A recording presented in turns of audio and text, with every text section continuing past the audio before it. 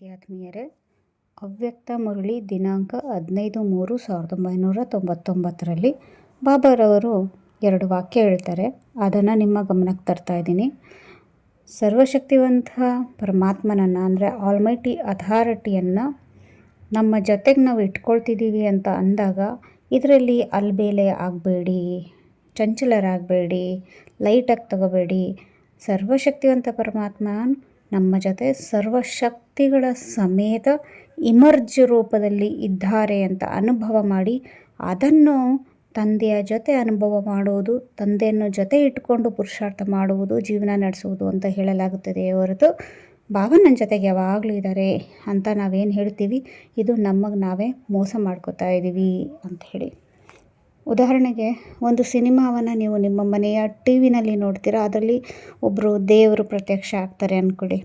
ಅದೇ ಸಿನಿಮಾವನ್ನು ಅದೇ ದೇವರು ಬರುವಂಥ ಸೀನನ್ನು ಒಂದು ದೊಡ್ಡ ಥಿಯೇಟ್ರಲ್ಲಿ ಡಾಲ್ಬಿ ಸೌಂಡ್ ಎಫೆಕ್ಟಲ್ಲಿ ನೋಡಿದಾಗ ಮೈ ರೋಮಾಂಚನ ಅನಿಸುತ್ತೆ.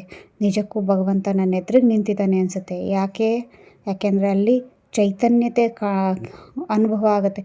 ನಮ್ಮ ಪಂಚ ಇಂದ್ರಿಯಗಳು ಆ ಪರಮಾತ್ಮನನ್ನು ಸಂಪೂರ್ಣವಾಗಿ ಅನುಭವಿಸ್ತವೆ. ಹಾಗಾಗಿ ಏನಾಗುತ್ತೆ, ಪರಮಾತ್ಮ ಚೈತನ್ಯ ರೂಪದಲ್ಲಿ ಇಮರ್ಜ್ ರೂಪದಲ್ಲಿ ಅಲ್ಲಿದ್ದಾರೆ ಅಂತ ಅನಿಸುತ್ತೆ.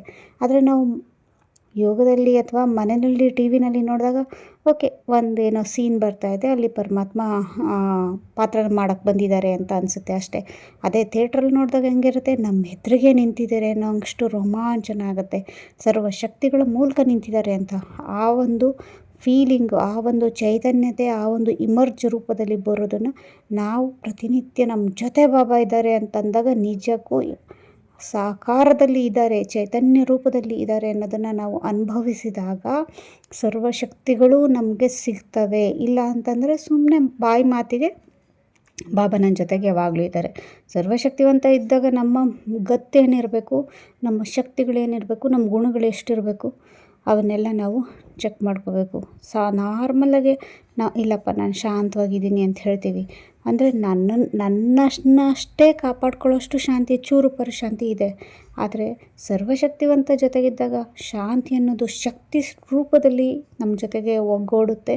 ಅಂದರೆ ಅರ್ಥ, ನಾನಿರೋ ಜಾಗದಲ್ಲಿ ಶಾಂತಿ ಶಕ್ತಿಶಾಲಿಯಾಗಿ ಹೆಂಗಿರುತ್ತೆ ಅಂದರೆ ನನ್ನ ಸುತ್ತಮುತ್ತ ಇರೋರು ಯಾರೂ ಅಶಾಂತರಾಗಿ ಕಲಹ ಕ್ರಿಯೇಟ್ ಮಾಡೋ ಅಂಥವರು ಆಗಿರೋದೇ ಇಲ್ಲ. ಸೊ ನಮ್ಗೆ ಆ ರೀತಿಯ ಶಾಂತಿ ಬೇಕು, ನನ್ನ ಸುತ್ತಮುತ್ತ ಆಭಾಮಂಡಲ ಬೇಕಂದರೆ ಪರಮಾತ್ಮನನ್ನು ಸರ್ವಶಕ್ತಿಗಳ ಸಮೇತ ಇಮರ್ಜ್ ರೂಪದಲ್ಲಿ ಇಟ್ಕೋಬೇಕಂತ ಬಾಬಾ ಹೇಳಿದ್ದಾರೆ. ಇದು ನಿಮಗೆಲ್ಲರಿಗೂ ಉಪಯೋಗ ಆಗುತ್ತೆ ಅನ್ಕೋತೀನಿ. ಇದರ ಬಗ್ಗೆ ನಾವು ಪುರುಷಾರ್ಥವನ್ನು ಮಾಡಬೇಕಾಗಿರುವಂಥ ತೀಕ್ಷ್ಣ ಸಮಯ ಇದಾಗಿದೆ. ನಮ್ಮೆಲ್ಲರ ಶಕ್ತಿಗಳು, ಗುಣಗಳು ಇಮರ್ಜ್ ರೂಪದಲ್ಲಿ ಹೊರಗೆ ಬರಬೇಕು ಅಂತಂದಾಗ ಪರಮಾತ್ಮನನ್ನು ಕೂಡ ನಾವು ಇಮರ್ಜ್ ರೂಪದಲ್ಲಿ ಸಂಪೂರ್ಣವಾಗಿ ಜೊತೆಗಿಟ್ಕೋಬೇಕು. ಓಂ ಶಾಂತಿ.